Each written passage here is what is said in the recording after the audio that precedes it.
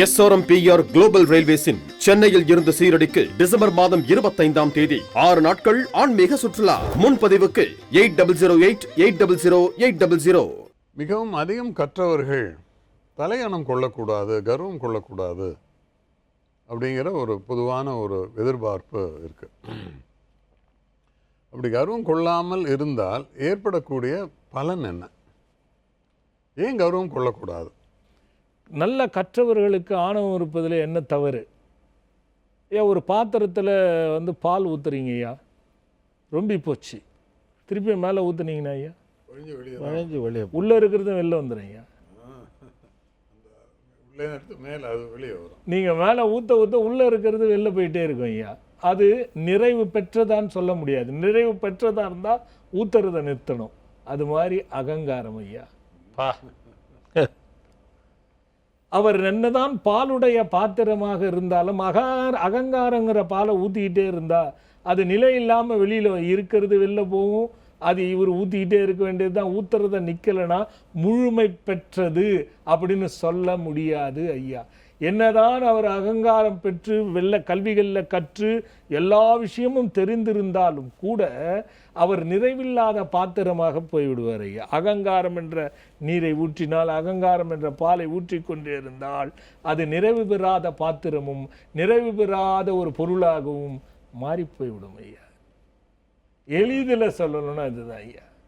அப்போ கற்றவருக்கு உள்ளது பண்பு என்னன்னு கேட்டிங்கன்னா, கற்றதை நாம் அறிந்து கொண்டு பண்போடு இருக்குமேனால் அதை பொறுத்து அமைதியோடு இருக்கக்கூடிய பக்குவத்தை வளர்த்து கொள்ளும் பொழுது ஊற்றப்பட்ட பால் நிறைந்த பாத்திரம் ஐயா. அது உங்களுக்கு இருக்கு சாமி.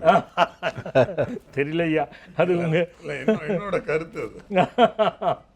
ஆமாம், அப்போ அது நிறைஞ்சு பாத்திரமாக இருக்கும். இல்லை நான் நான் கற்றுக்கொண்டேன் எனக்கு தெரியும் என்றால் கற்றவர் முழுமையாக எதையுமே ஐயா இந்த உலகத்தில் பிறந்த மனித பிறப்பில் 6 அறிவு படித்த மனித பிறப்பில் எதையுமே ஐயா யாரும் முழுமையாக கற்றுக்கொள்ளவே முடியாது ஐயா. கல்வியாகட்டும், அது எந்த துறையை இவ்வளோ தான் அப்படின்னு முடியவே முடியாது ஐயா. காரணம், அதனால் ஆணவம் கூடாது கற்றவருக்கு என்பதுக்கு பெரிய கருத்து. ஏன்னா நீ கல்லாத வித்தையை இன்னொருத்தர் எங்கேயாவது கற்றிருப்பார். அப்போ ஒரு ஞானத்தில் பார்த்தீங்கன்னா ஒரு ஞானி என்ன பண்ணுறாரு, கம்பியை பிச்சை எடுக்கின்றார். வெறும் நம்ம ரூப் போடுற கம்பியை, தளம் அமைக்கிற கம்பியை பிச்சை எடுத்து ஒரு பாறையில் போட்டு தேய்ச்சிக்கிட்டே இருக்கார். அவர் டீ பிச்சை எடுக்க மாட்டார், சாப்பாடு பிச்சை எடுக்க மாட்டார், எதுவுமே எடுக்க மாட்டார். வெறும் கம்பி கொடுன்னுவார். அந்த கம்பியை போய் பாறையில் போட்டு தேய்ச்சிக்கிட்டே இருப்பார். பயங்கரமான ஞான வித்தை கற்ற தவம் பண்ணி அஷ்டமா சித்தி அடைஞ்சு குண்டலினெல்லாம் தெரிஞ்ச ஒரு ஞானி அங்கே போய் இதால் நான் கம்பியை தேய்ச்சிட்டு இருக்கிறான்னு பார்க்குறார். அப்போ கேட்குறே, உனக்கு என்ன பைத்தியம் பிடிச்சிருக்கா, என்ன கம்பியை போட்டு தேய்ச்சிக்கிட்டு இருக்கிற அப்படின்னு அவர் எழுந்து பார்க்குறாரு. ஐயா வாங்க, நீங்களா?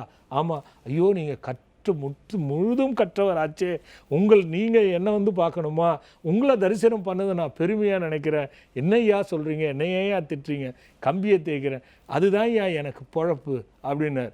என்னையா இது, நீ ஒரு ஞானி, நீ கம்பியை தேய்ச்சிக்கிட்டு இருக்க, யார் கேட்கறது? கற்று ஆணவத்தில் இருக்கிறவர்.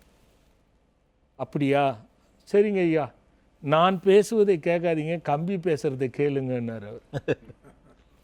நான் சொல்கிறேன், நீ கம்பி பேசுது, அவர் சொல்கிறா, அது சொல்லுது, தேய்க்கும் பொழுது ஓம் ஓம் ஓம் ஓம் ஓம் ஓம் ஓம்னு கேட்குது. அவர் கொஞ்ச நேரம் பொறுத்து கண்ணை திறந்து பார்த்தா அது ஓமாவே இருக்குது. இவர் கண்ணை முடித்து தேய்க்கிறாரு. அப்போ தான் இவருக்கு புரியுது, இது என்ன வித்தை அப்படின்னாரு. கற்றவனுக்கு ஆணவம் இருக்கக்கூடாதுன்றது காற்ற வித்தைன்னார் இவர். புரியுதா? அப்போ ஐயா பால் குடம் போலையும் கற்ற வித்தையும் போலதான் ஐயா அகங்காரம் கூடாது ஐயா. இதான் ஐயா விஷயம். ரொம்ப அற்புதமான பதில் கொடுத்தீங்க சுவாமிஜி.